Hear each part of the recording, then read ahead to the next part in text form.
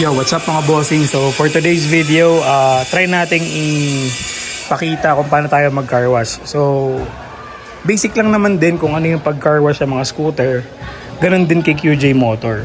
So sabi kasi nila sa comment, medyo sensitive daw yung mga sensor neto dahil nga China bike. Hindi lang naman China bike ang sensitive sa mga car wash na shop. Kasi alam mo naman yung ibang car wash, hindi ko naman nilalahat.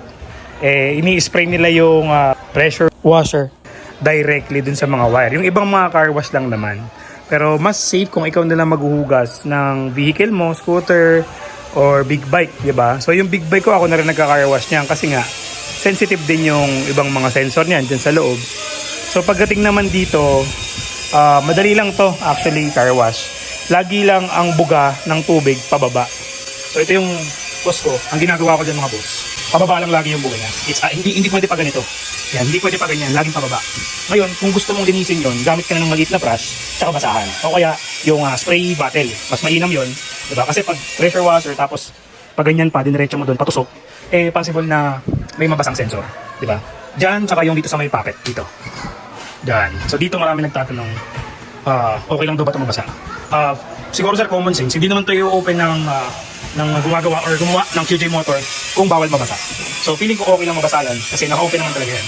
Ayan. Diba? Ang pinaka-downside lang nito, dahil nga naka-open siya, kung wala kang parking, wala kang bubong, pwede mapasukan ng mga dumi. Diba? Yun lang ang pinaka-downside yan.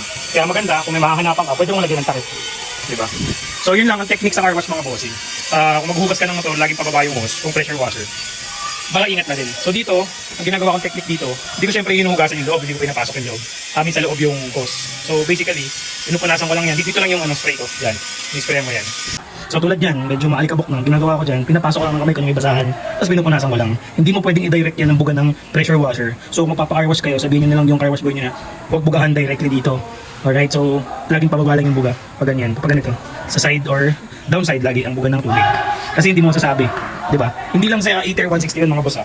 Any big bike or scooter, laging sensitive yan sa pressured washer na tubig. Lalo-lalo na kapag hindi marunong yung nagka-car wash. Proven and tested ko na yan. Kaya ang ina-advise ko, mas maganda, ikaw na lang yung mag-car wash ng motor mo. Para at least kung may hindi gumana, sisihin mo lang yung sarili mo. Diba? Pero yun yung technique boss, lagi lang pababa. And pagdating sa ETR 160 natin, huwag niyong babasahin to sa loob. Diba? Para lang iwas problema. Pwedeng mabasa yan, accidentally, ulan, ganyan, pwede yan kasi naka-open naman talaga siya eh. Pero yung sasadyain mo, nahuhugasan mo ng hose, yung loob niyan, wag boss. Diba? So yun lang. And basic na iba, normal na hugas. Screen, okay lang mabasa yung screen kasi waterproof naman yung screen ng ATR 160 syempre. Tapos, mas mainam kung ito magka-car wash, wag na yung masyadong malakas, wag yung ganyan. So ganyan lang. Diba? Tapos ito, may mga sensor siguro dyan. I'm not sure pero feeling ko meron. So laging buga.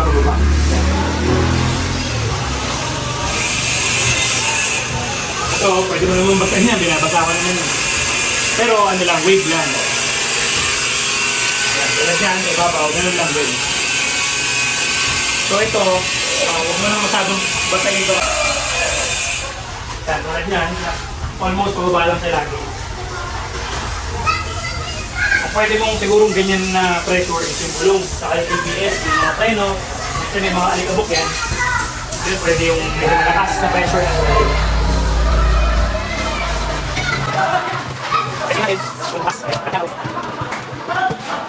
Ayan, okay na. Check natin, after mabasa ako bubukas. Okay, kinuha ko lang yung susi. Ayan, okay naman, nag-click. Check natin yung screen. Ayan, bumukas yung screen. So, check natin kung magsa-start.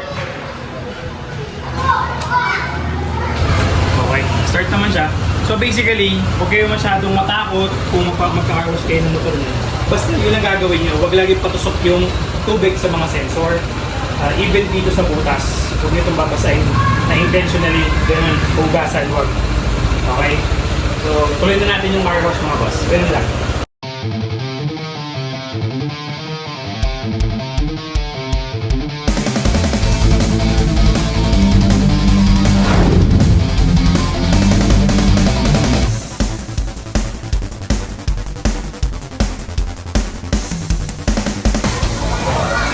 So again mga boss, pwede mo naman basahin ito. Basta wave lang, kumbaga dadaanan mo lang. Yun nga, sabi ko kanina, huwag nilang intentionally babasahin yun. Ayan, gano'n lang kabilis.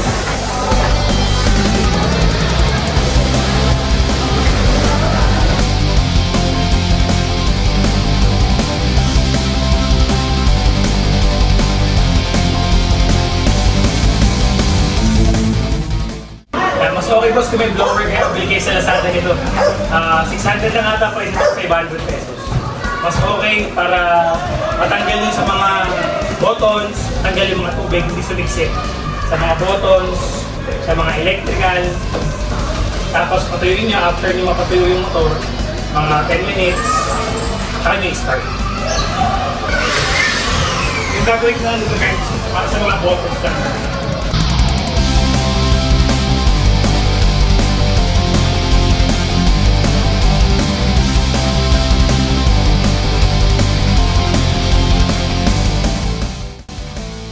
So yan mga boss, fresh na ulit si ATR 160 natin, bagong paligo after 2 months na walang ligo. Dahil nga maalikabok dito, so panipunas lang ako tsaka waterless wax ni Aeropack. So naisipan ko mag-vlog ng car wash dahil sa mga nagtatanong kung okay lang bumabasa ang ATR 160 natin dahil nga daw baka sensitive ang mga sensor. So okay lang naman po basta hindi naman po nakadirect ang pressure washer dun sa mga wirings. And normal naman din po yan na parang NMAX, Aerox, and EDV. Kung paano nyo sila hugasan, ganun din po ang ATR 160. So sana nakatulong itong vlog na to and meron tong part 2. Ang part 2 natin mga bossing is mag-DIY tayo na ceramic coating. Kaya din tayo nag-car wash. So see you next vlog.